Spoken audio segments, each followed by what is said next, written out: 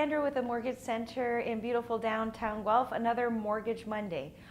This Mortgage Monday is related to purchasing a cottage. It's amazing. I just read some interesting information about who's purchasing cottages.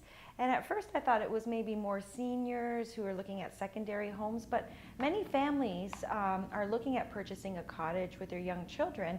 And the reason for that is that the idea was that they wanted to create experiences for their children and memories. So if that's you want to pay attention to this Mortgage Monday.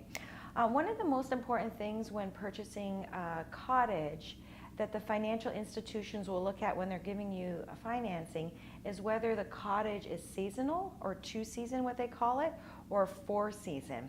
And so when I say four-season, what they want to make sure is that there's a heat source and that the water source is from a well, not from a lake.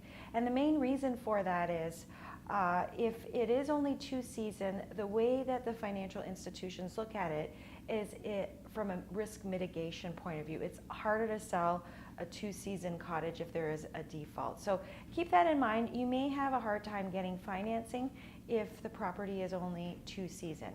The other interesting thing to note is that you can actually buy a cottage with only 5% down. And you say, how is that possible?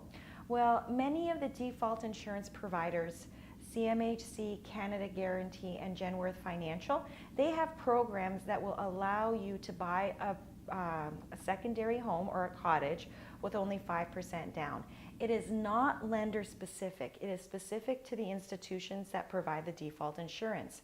Mind you, if you buy a cottage with only 5% down, there is a default insurance premium that's added to the total loan amount. So for example, I did a quick calculation. If you're buying a cottage for $350,000, putting 5% down, which is about $17,500, the default insurance premium will be 4% of the total loan amount, and that will be added to the mortgage. And so that default insurance premium be just over $13,000. So then you want to think about, wow, that's a lot of money. Is there a way that we can come up with 20% down? And I would say if you've got equity in your house, you may want to draw from that equity.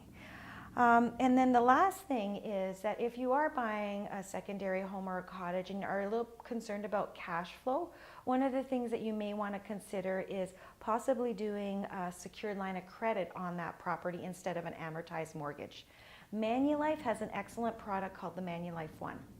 So if you're in the market to buy a cottage this year, please give us a call. We'd love to help you.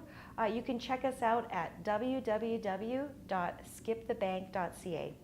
Thanks and have a great day.